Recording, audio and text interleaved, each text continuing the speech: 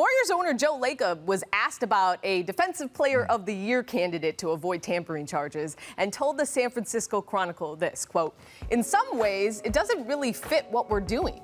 He makes a lot of money, and can he finish games? I don't know. He's very talented. The problem is we have Draymond. Draymond and him are very similar in the sense that neither one really shoots, and they do a lot of playmaking. That's one issue. The salary structure is another." And Zach, first things first, are you surprised Lacob even said that out loud? No, I'm not a little surprised, bit, but I'm glad that he did.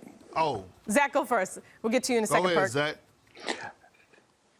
I'm not surprised. I mean, I'm a little surprised they tried to do this silly tap dance around the tampering stuff. I think he, as if we don't know who he's talking about. I'm a little surprised he said that. But look, Draymond and Ben Simmons, yeah, they're nominally similar players, right? They're non-shooters. They're pass-first guys. They seem to get in each other's way. I get why people on the surface don't think that's a fit. But like everything else in Golden State, Klay Thompson ties everything together. If Klay Thompson gets back to 90% of what he used to be, you start talking about lineups with Steph, Klay, another perimeter player, not a center, not a lane clogging center, another perimeter player, Simmons and Draymond at center. You combine those kind of genius playmakers with that kind of shooting, that lineup can be pretty powerful. You put a lane clogging center in there, a Kevon Looney, a James Wiseman or whatever, all of a sudden the spacing gets all screwed up. But I think people are a little too quick to say Simmons and Draymond couldn't play together. In the right context, I think they could, because they're not just good defensive players. They're great defensive players, and they're not just good passers.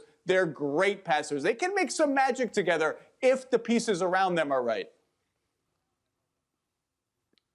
Perk, your thoughts? Hey, Cassidy, can you repeat the question? Because once Zach started talking that foolishness about that Ben Simmons and Draymond could work together, I took my earplug out my ear so I didn't have to listen to it.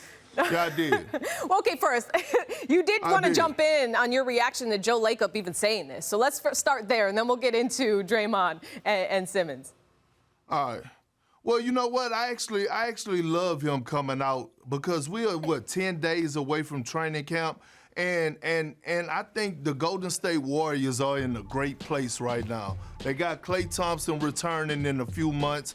James Wiseman is returning. They did extremely well in the draft. You know, they want to build a chemistry. They want to go in with a continuity and not distractions. And you want your players to have a clear head and be able to focus. So I thought that was a great stance by the owner taking that stand and saying, you know what, we're good on this situation. We have Draymond. Because, look, let's think about it. Draymond and Ben Simmons are basically almost the same player.